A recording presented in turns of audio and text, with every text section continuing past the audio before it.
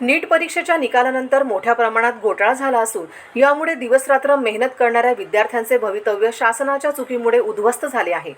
त्यामुळे नीट परीक्षा पुन्हा घेण्यात यावी, सर्वोच्च न्यायालयाच्या मार्गदर्शनाखाली SIT मार्फत चौकशी करावी यासह अन्य मागण्यांसाठी युवक काँग्रेस, PTA, CCAF आदी संघटनांच्या वतीने शुक्रवारी सकाळी 10 वाजता नांदेडमध्ये महामोर्चा काढण्यात आला। या मोर्चात नीटची तयारी करणारे हजारो विद्यार्थी सहभागी झाले होते। शहरातील भाग्यनगर येथून ITI चौकापर्यंत रॅली काढून हा मोर्चा काढण्यात आला होता। यामुळे विद्यार्थ्यांनी सरकार विरोधात जोरदार घोषणाबाजी करीत पुन्हा परीक्षा घेण्याची मागणी केली आहे। याचा आढावा घेतला आहे आमचे प्रतिनिधी पवन जगदंबर यांनी। NTA ने इथे खूप मोठा घोळ केलेला आहे। नीटचा पेपर फोडला गेलेला आहे। असं आम्हाला न्याय भेटला पाहिजे। आम्ही नीटची परीक्षा दिली होती, हे अन्याय झालेला आहे विद्यार्थ्यांवर। नीटची परीक्षा पुन्हा झालीच पाहिजे, झालीच पाहिजे, झाली पाहिजे।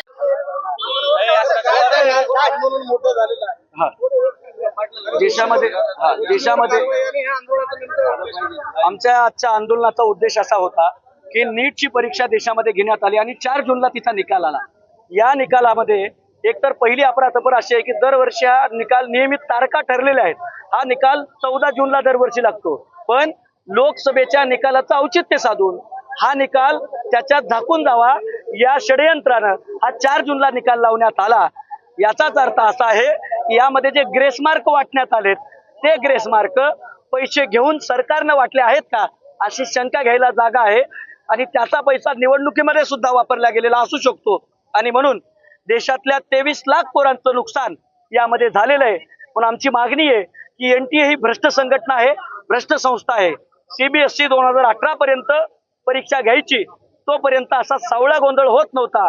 देशाच्या डॉक्टर घडवणाऱ्या नीट परीक्षेमध्ये पेपर फुटीचं लोण पोहोचलेलं आहे। आमची मोर्चाच्या माध्यमातून एवढीच मागणी आहे की नीटची संपूर्ण विद्यार्थ्यांची परीक्षा परत घेतल्या जावी, सर्वोच्च न्यायालयाच्या निगराणीमध्ये SIT गठीत केल्या जावी, दोषींवरती शिक्षाहून कठोर कार्यवाही केल्या जावी आणि NTAच्या ऐवजी ही परीक्षा CBSEच्या ताब्यामध्ये देऊन पुन्हा 1 महिन्यामध्ये घ्यावी। सोपं आहे, सगळे मेसेजेस करावेत, विद्यार्थ्यांना हॉल तिकीट द्यावेत आणि रिकंडक्ट करावी, ही एकमेव मागणी आमची या ठिकाणावरती महत्वाची आहे।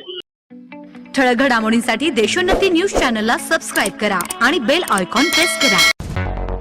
मुंबई, पुणे, नागपूर, मराठवाडा असो का विदर्भ, राजकीय, सामाजिक, शैक्षणिक क्षेत्र असो का क्रीडा, सर्वच घडामोडीचे विश्लेषण पाहायला विसरू नका।